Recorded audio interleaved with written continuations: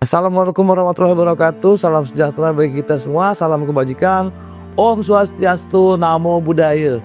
Jumpa lagi dengan Kong Teguh di Rek News. Kali ini saya akan berbicara tentang industri gula, dengan titik tekannya pada industri gula era VOC sampai penghujung abad ke-19. Pada periode ini, industri gula terpusat di sebuah wilayah yang pada zaman Belanda dikenal sebagai Batavias Omelanden. Kalau dalam istilah sekarang disebut Jabodetabek, Jakarta, Bogor, Tangerang, Bekasi. Saya membagi dua periode industri gula era VOC sampai penghujung abad ke-19. Yang pertama adalah VOC dari abad ke-17 sekitar tahun 1630-an sampai pemberontakan Cina yang disertai kemudian pembantaian Tionghoa di Batavia. Pada periode kedua adalah pasca pemberontakan Tionghoa 1740 sampai penghujung abad ke-19. Pada periode ini, industri gula pada dua periode ini itulah yang kemudian membentuk lanskap Jabodetabek seperti saat ini, di mana pada saat itu terjadi pengerusakan lingkungan, kehancuran ekosistem skala besar, dan terhapusnya seluruh hutan dan banyak sekali kekayaan hayati di sekitar Omelanden. Banyak literatur mengatakan industri gula di Omelanden atau di Jabodetabek dimulai dari kedatangan seorang Tionghoa kantonis yang bernama Yankon atau Sungkon. Dia adalah seorang pedagang perantara dari dinasti Ming yang kemudian berperan dalam perniagaan antara VOC dengan daratan Cina. Yankon yang memperkenalkan teknologi penggilingan tebu di Batavia. Dia datang sekitar tahun 1630 membawa dua silinder tebu, untuk pengepres gula yang terbuat dari batu, dan kemudian mendirikan pabrik gula pertama di Banten. Sukses. Perkebunan tebu skala besar dibentuk, kemudian didirikan pabrik gula, atau bahasa Belanda aja disebut suikerfabrik. Sebelum suikerfabrik ada namanya suikermolen, di mana tebu itu digiling dengan mesin yang disebut dengan guinian, atau kalau dalam bahasa sekarang adalah silinder. Batu silinder dua ditempel, digerakkan oleh binatang, terutama sapi atau kerbau. Yankon sukses, yang kemudian membuat VOC memanggilnya ke Batavia, menyerahkan atau mempercayakan dia membangun pabrik gula yang sama sekitar tahun 1640-an di sebuah wilayah yang bernama Angke. Yankon membuka lahan perkebunan tebu dengan beberapa pabrik. Tapi sayang, akibat kemarau panjang, Yankon gagal. Target 2000 pikul gula yang dihasilkan dari lahan itu hanya bisa dipenuhi sekitar 220 pikul. Gagal total. Akibatnya kemudian VOC mundur, menarik diri dari industri gula. Dalam skala tentunya industri gula yang sangat tradisional. Namun orang-orang Tionghoa yang datang kemudian melanjutkannya. Orang-orang Tionghoa ini datang ke Batavia tidak membeli tanah tetapi menyewa tanah. Mereka disebut dengan potia atau pocia.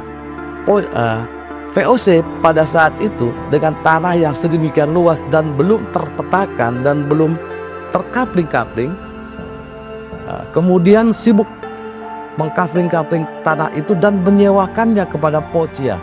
Pocia hanya punya satu tujuan bisnis, yaitu membuka perkebunan tebu, mendirikan pabrik gula.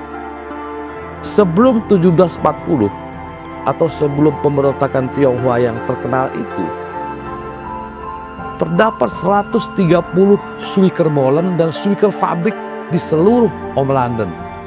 Jumlah terbanyak terdapat di 2 tempat, yaitu sekarang sekitar Jakarta Timur, di sepanjang Kali Cipinang, dan di Tangerang. Kalau Anda melihat peta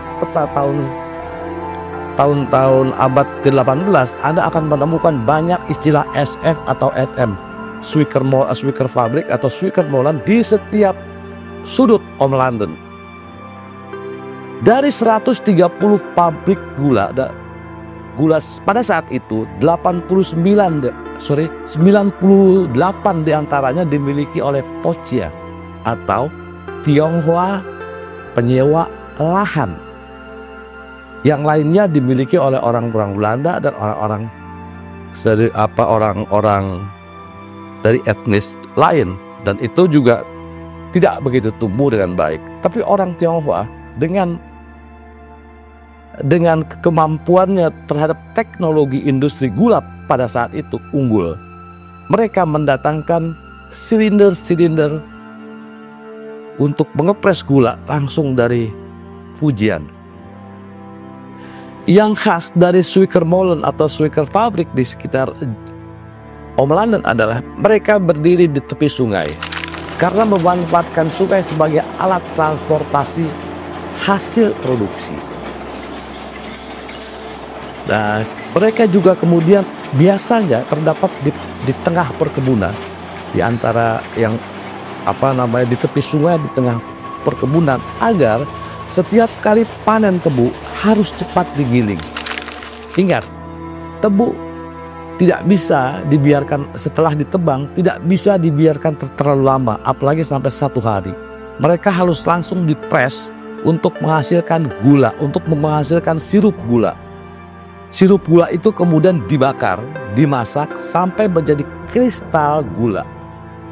Apa yang terjadi kemudian ketika industri gula Om Landen begitu tumbuh sedemikian besar, yang terjadi adalah pengerusakan lingkungan.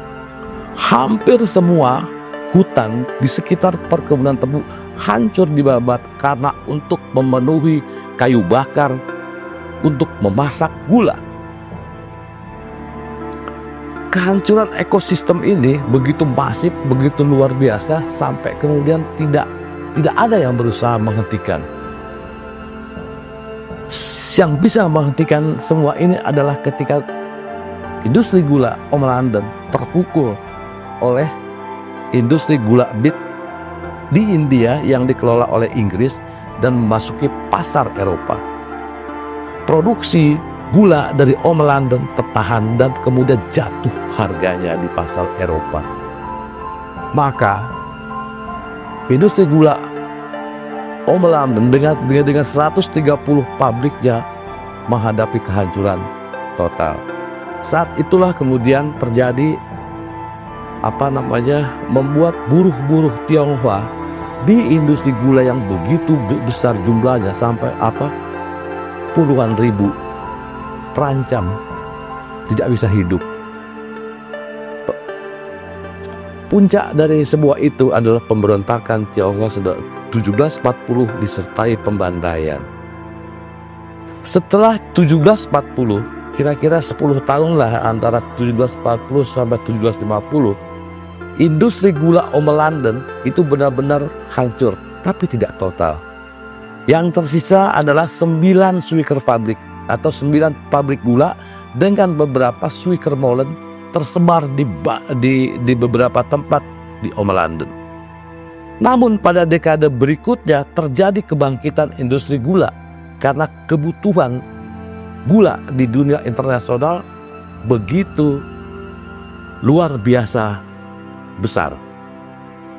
Tapi yang terjadi adalah pemain industri gula bukan lagi Pochia.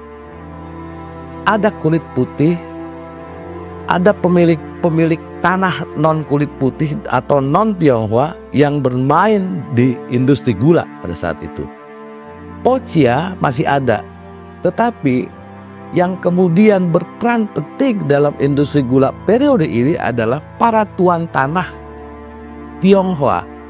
Ada yang Potia, kemudian yang tadinya dia hanya sebagai menyewa tanah untuk mengembangkan pabrik gula, kali ini dia membeli tanah untuk investasi jangka panjang di industri gula.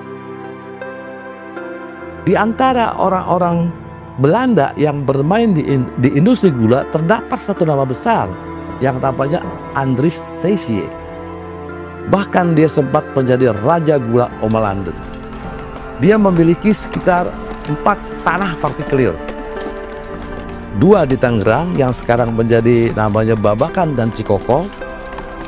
Terus kemudian 3 di kira-kira di pinggiran Jakarta yang namanya Ciledug, Tegaroting atau Mamre, dan 1 lagi di sekitar situ. 2 tanah partikelir ya di Babakan dan Cikokol diubah menjadi perkebunan tebu dan 2 pabrik gula. Sementara 3 tanah partikelirnya dibiarkan sebagai hutan untuk menyuplai kayu bakar. Sebuah strategi yang menarik pada saat itu, sebab Lanhir Tionghoa di sekujur Tangerang tidak melakukan hal yang sama. Pocia yang pada saat itu menyewa tanah dari Lanhir itu lebih parah lagi.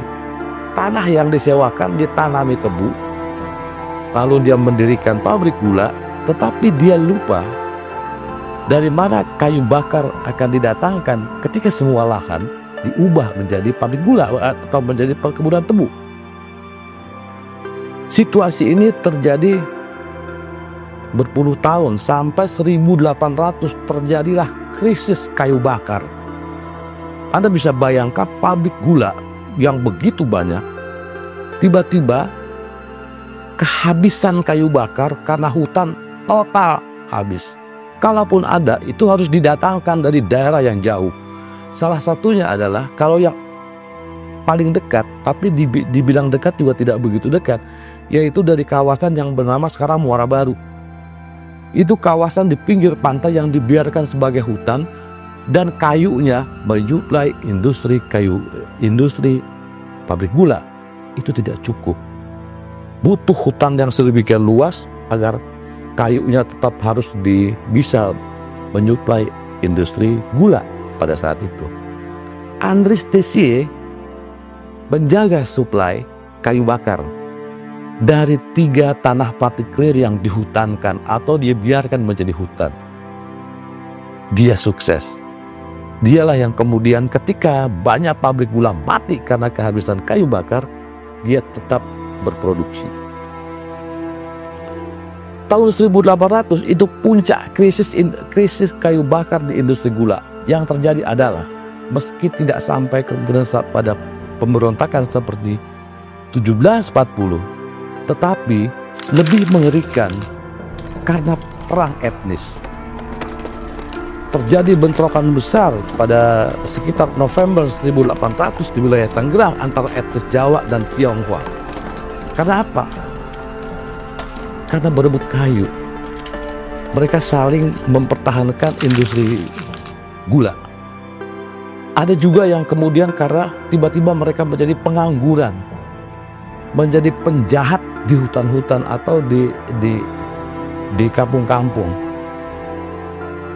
Itulah situasi di mana krisis kedua ini. Tetapi pada saat itu VOC kan sudah bangkrut.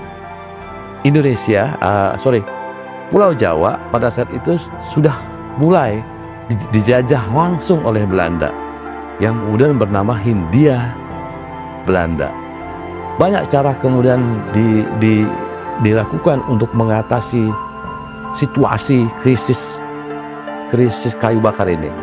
Setelah tahun 1800 atau pada dekade kedua ketiga 1800 terjadilah perubahan yang signifikan. Ada satu hal yang menarik sebenarnya, ketika terjadi modernisasi industri gula, Omelanden tidak lagi berperan. Tidak ada pabrik gula sedemikian besar tumbuh di Omelanden karena tidak memungkinkan. Pabrik-pabrik gula modern besar tumbuh jauh di luar Om London, terutama di Jawa Tengah dan Jawa Timur, dan sebagian di Jawa Barat. Penyebabnya adalah satu pabrik gula modern sedemikian besar membutuhkan lahan perkebunan tebu belasan ribu atau puluhan ribu hektar. Dan itu tidak tersedia di Om London, karena Om London sudah terkapling-kapling menjadi tanah partikelir milik Tionghoa atau lanhir kulit putih yang luasnya antara 1.000 sampai 2.000 hektar. Maka